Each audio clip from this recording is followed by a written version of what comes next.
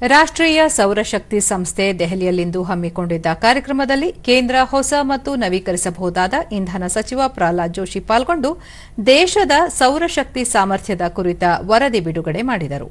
ಬಳಿಕ ಅವರು ದೇಶ ಪರಿವರ್ತನಾ ಹಾದಿಯಲ್ಲಿದೆ, ಪ್ರಧಾನಿ ನರೇಂದ್ರ ಮೋದಿ ಅವರ ನಾಯಕತ್ವದಲ್ಲಿ 4ನೇ ಅತಿದೊಡ್ಡ ಆರ್ಥಿಕತೆಯಾಗಿದ್ದು ಶೀಘ್ರ 3ನೇ ಸ್ಥಾನಕ್ಕೇರಲಿದ್ದೇವೆ, ಮೊಬೈಲ್ ಆಟಿಕೆಗಳು ಹಾಗೂ ರಕ್ಷಣಾ ವಲಯದಲ್ಲಿನ ಉತ್ಪಾದನೆಯು ಗಮನಾರ್ಹ ಬೆಳವಣಿಗೆಗೆ ಉತ್ತೇಜನ ನೀಡುತ್ತಿದೆ ಎಂದರು.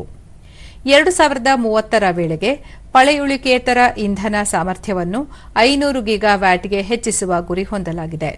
2047ರ ವೇಳೆಗೆ ಇಂಧನ ಸ್ವಾವಲಂಬಿ ಖಾತರಿಪಡಿಸುವುದು ಮತ್ತು 2070ರ ವೇಳೆಗೆ ನಿವ್ವಳ ಶೂನ್ಯ ಇಂಗಾಲದ ಬದ್ಧತೆಯನ್ನು ಪೂರೈಸುವ ಕಡೆಗೆ ನಿರ್ಣಾಯಕ ಹೆಜ್ಜೆ ಇಡಲಾಗಿದೆ ಎಂದರು. ನಿಗದಿತ ಗುರಿಯೊಳಗೆ ಭಾರತ ಈಗಾಗಲೇ 250 ಗಿಗಾವ್ಯಾಟ್ ಪಳೆಯುಳಿಕೆಯೇತರ ಇಂಧನ ಗುರಿ ಸಾಧಿಸಲಾಗಿದೆ. 2030ರ ಗಡುವಿನ ಮುಂಚೆಯೇ 50% ಸಾಧನೆ ಮಾಡಲಾಗಿದೆ. ಭಾರತ ವಾರ್ಷಿಕವಾಗಿ 100 ಗಿಗಾವ್ಯಾಟ್ಗಿಂತ ಹೆಚ್ಚಿನ ಸೌರ ವಿದ್ಯುತ್ ಸಾಮರ್ಥ್ಯ ಮತ್ತು 20 ಗಿಗಾವ್ಯಾಟ್ ಪವನಶಕ್ತಿ ಉತ್ಪಾದನಾ ಸಾಮರ್ಥ್ಯದೊಂದಿಗೆ ದೇಶೀಯ ಉತ್ಪಾದನಾ ಸಾಮರ್ಥ್ಯವನ್ನು ಹೆಚ್ಚಿಸಿದ್ದು ಆತ್ಮನಿರ್ಭರ ಭಾರತದತ್ತ ಹೆಜ್ಜೆ ಇಟ್ಟಿದೆ ಎಂದು ತಿಳಿಸಿದರು. ಭಾರತ ಮೊಬೈಲ್ ಉತ್ಪಾದನಾ ಕ್ಷೇತ್ರದಲ್ಲಿ ಮುಂಚೂಣಿಯಲ್ಲಿದ್ದು ವಿಶ್ವ ಮೊಬೈಲ್ ಉತ್ಪಾದನಾ ಸಾಮರ್ಥ್ಯದ 30% ವ್ಯಾಪಿಸಿದೆ.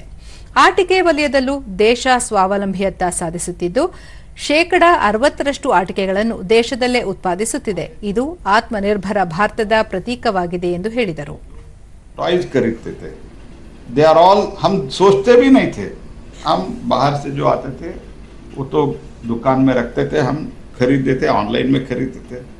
लेकिन आज के दिन में 60% of the toys are manufactured in India and हमारा एक्सपोर्ट भी बहुत अच्छे ढंग से हो रहा है. डिफेंस में एक्सपोर्ट हो रहा है.